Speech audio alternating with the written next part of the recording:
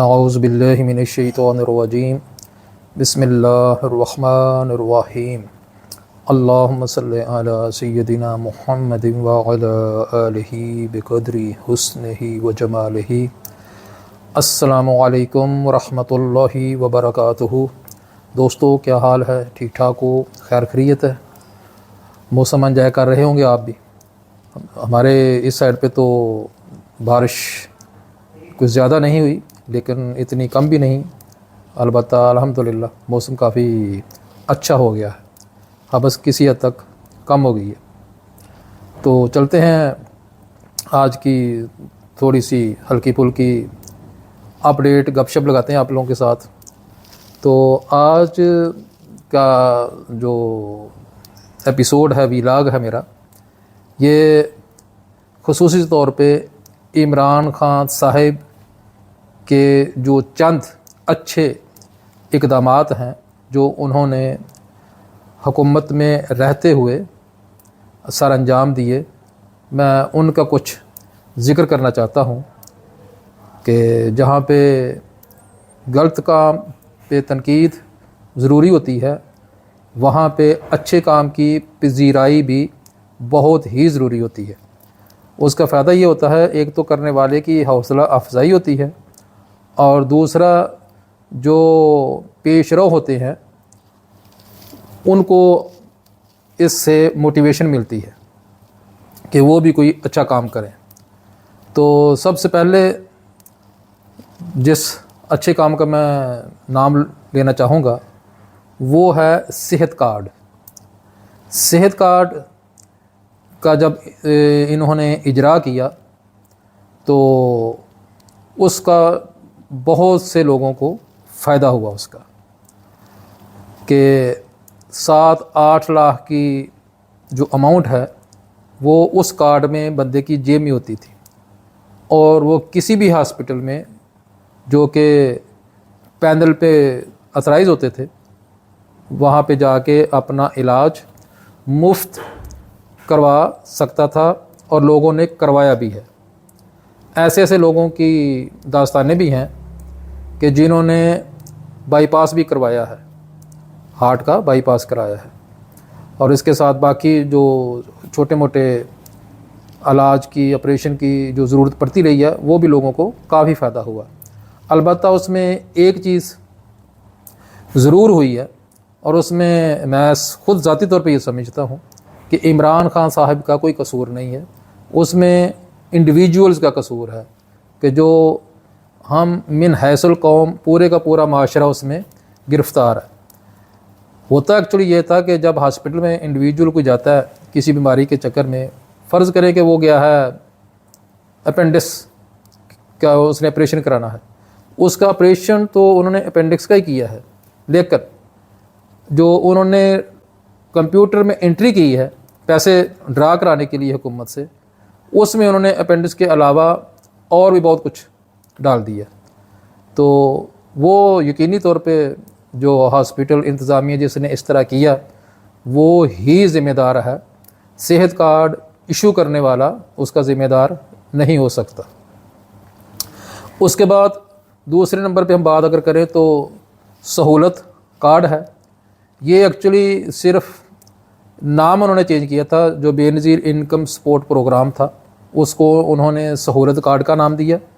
البتہ جو بے نظیر انکم سپورٹ پروگرام کے تحت جو اماؤنٹ ملتی تھی، جو امداد ملتی تھی، اس کو انہوں نے ضرور انکریز کیا، ریزنیبل حد تک انکریز کیا کہ اس سے ایک عام جو مستحق لوگ ہیں ان کا کسی حد تک کچھ نہ کچھ گزارا ہونا شروع ہو گیا۔ البتہ یہ کہ وہ پوری طرح خود کفیل نہیں ہوئے اس کے ساتھ، لیکن بہرحال کافی حد تک اچھی اماؤنٹ ان کو مل جاتی تھی۔ اچھا، اس کے بعد میں ذکر ضرور کرنا چاہوں گا سٹیزن پورٹل کا، Pakistan prime minister citizen portal. یہ ایک ایسا کارنامہ تھا، یہ ایسا کام تھا کہ جس نے واقعتاً بہت اچھا کام کیا۔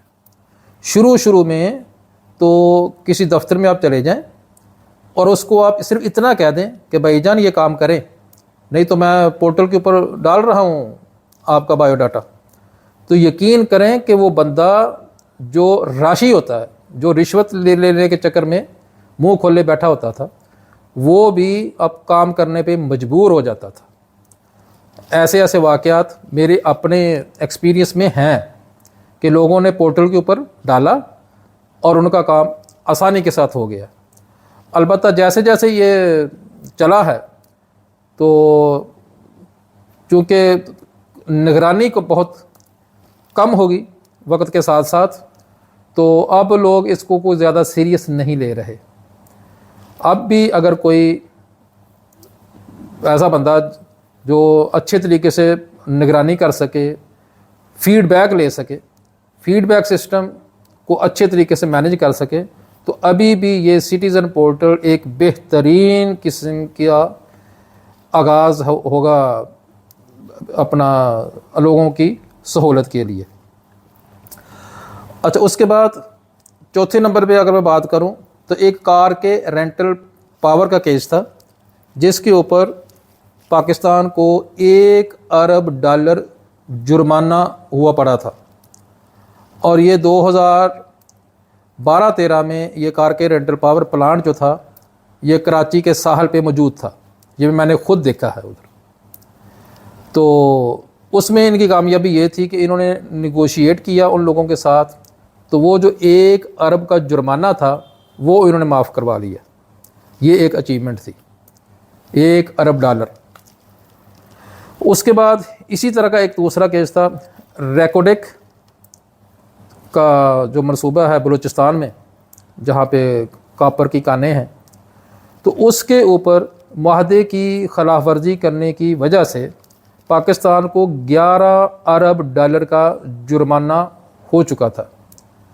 ہوا ایکچولی یہ تھا کہ چیف جسٹس چودھری افتخار صاحب نے معاہدہ جو تھا غیر ملکی کمپنیوں کے ساتھ وہ ختم کر دیا تھا، تو انہوں نے عالمی عدالت انصاف میں جا کے مقدمہ کر دیا، اور جو سوورن گارنٹی ہوتی ہے اس کی وجہ سے پاکستان ہار گیا۔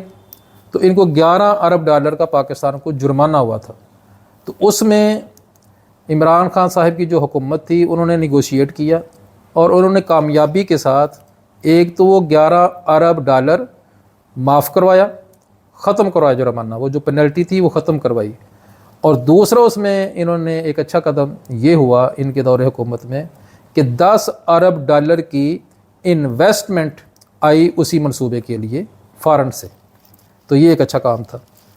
اس کے بعد نمبر 6 پہ اگر جائیں تو ان کے آخری سال جو ان کا چلا ہے، اس سال میں کاٹن، گندم، گنا اور آلو کی فصل سرپلس ہوئی، وافر مقدار میں ہوئی، اور پاکستان ایکسپورٹ کرنے کے قابل ہو گیا یہ جو فصلیں تھیں۔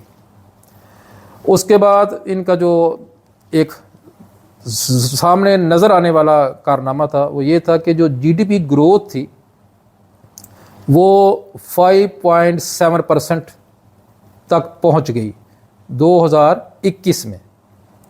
2021 میں جو GDP گروتھ تھی پاکستان کی وہ 5.7 تھی، جو کہ پہلے بہت کم تھی۔ اس کے بعد 8ویں نمبر پہ اگر ہم بات کریں تو انہوں نے اپنے دور حکومت میں بادشاہ دیا میر ڈیم کا سنگ بنیاد رکھا، جس کے لیے عوام نے بھی بڑھ چڑھ کر حصہ لیا، فنڈ جمع ہوئے، اور ثاقب نثار صاحب نے بھی، سپریم کورٹ کے وہ چیف جسٹس تھے، انہوں نے بھی اس وقت کافی اس میں حصہ ڈالا۔ البتہ ابھی ان کے اوپر یہ الزام لگ رہا ہے کہ وہ ڈیم فنڈ کے پیسے لے کے بھاگ گئے ہیں۔ اب یہ ان کو پتہ ہے یا عمران خان صاحب کو زیادہ پتہ ہوگا کہ واقعی ڈیم فنڈ کے پیسے ان کے کنٹرول میں تھے یا کہ حکومت کے کنٹرول میں تھے۔ اچھا، اس کے بعد اگر ہم بات کریں 9 نمبر پہ، تو 9 نمبر پہ میں بات کرنا چاہوں گا جو پناہ گاہیں اور لنگر کھانے انہوں نے بنائے تھے، گو کہ وہ ایک وقتی ریلیف تھا، لانگ ٹرم ریلیف وہ یقیناً نہیں تھا، وقتی ریلیف تھا، لیکن اس سے لوگوں کو یقیناً فائدہ ہوا کہ جو دوسرے شہروں سے بڑے شہر میں آ کے لوگ مزدور کام کرتے تھے، ان کو ایک تو ٹھہرنے کے لیے جگہ مل گئی، کھانا مل گیا عزت کے ساتھ، تو وہ ایک اچھا قدم تھا۔ پھر اس میں جب انہوں نے فریکوینٹلی وزٹ کیا ان پناہ گاہوں کا، تو اس سے جو وہاں کی انتظامیہ تھی اس کو بھی پتہ چل گیا کہ بھئی وزیر اعظم کی اس میں ذاتی دلچسپی ہے، تو وہ بھی سیریس ہو گئے، تو کافی اچھے طریقے سے یہ سسٹم چلتا رہا اور اب بھی چل رہا ہے۔ تو باقی کمی بیشی تو ہر انسان کے ساتھ ساتھ آتی رہتی ہے۔ اور 10 نمبر پہ اگر میں بات کروں تو وہ ہے کہ تحریک انصاف اکیلی اور باقی سب پارٹیاں ایک سائڈ پہ ہیں۔ باقی کوئی بھی پارٹی ایسی نہیں ہے کہ جو اکیلی یہ دعویٰ کر سکے کہ وہ پی ٹی آئی کا مقابلہ کر سکتی ہے۔ تو ایک تو ان کا یہ بھی اچیومنٹ میں شمار ہونی چاہیے یہ بات بھی کہ ساری پارٹیاں ایک طرف ہیں اور تحریک انصاف ایک طرف ہے۔ تو یہ ایک چھوٹی سی اچیومنٹ نہیں، یہ بہت بڑی اچیومنٹ ہے۔